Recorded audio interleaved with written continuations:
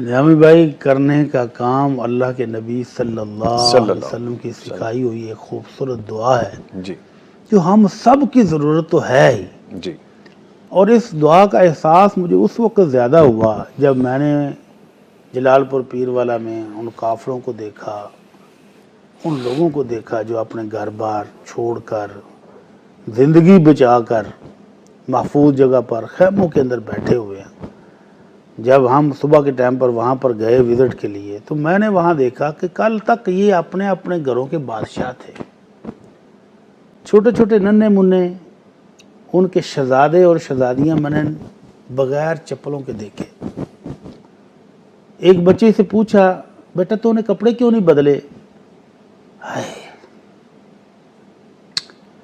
کہتے ہیں وہ وہاں سے بھاگتے وقت کوئی دوسرا سوٹ اٹھانا ممکن نہیں تھا. نہیں ہوگا. جو کپڑے پہن رکھے تھے بس انہی کے اندر بھاگے ہم پانی کو دیکھ کر.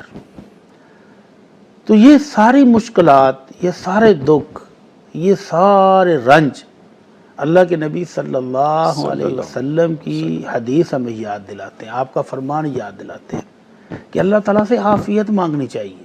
ہر صبح اٹھتے اللہم انی اسألک العفو والعافیت فی الدنیا والآخرہ، اللہم انی اسألک العفو والعافیت فی دینی و دنیای و اہلی و مالی، اللہم استر عوراتی و آمر روعاتی، اللہم احفظنی من بین یدی ومن خلفی وعن یمینی وعن شمالی ومن فوقی، رب اعوذ بعظمتک ان اغتال من تحتی. یہ دعا اگرچہ تھوڑی سی لمبی ہے لیکن اس کو یاد تو کرنا چاہیے کہ یا اللہ میں گناہوں کی بخشش کے ساتھ ساتھ سلامتی مانگتا ہوں، عافیت مانگتا ہوں، دنیا میں بھی آخرت میں بھی. اللہ میرے دین، میری دنیا، میری معیشت، میرے مال، میری جان، میرا روزگار، سب میں اللہ تیرے سے میں عافیت مانگتا ہوں، سلامتی مانگتا ہوں. اللہ میری سامنے سے، پیچھے سے، دائیں سے، بائیں سے، اوپر سے، نیچے سے، تمام جہات سے اللہ میری حفاظت فرما. اللہ جن چیزوں سے میں ڈر رہا ہوں، جن چیزوں کا مجھے خوف ہے، ان سے مجھے امن دے دے. اللہ میرے عیب چھپا لے. کتنی پیاری دعا ہے. تو اس کو یاد بھی کرنا چاہیے اور صبح شام اس کو پڑھنا بھی چاہیے. اللہ سے گزارش بھی کرنی چاہیے.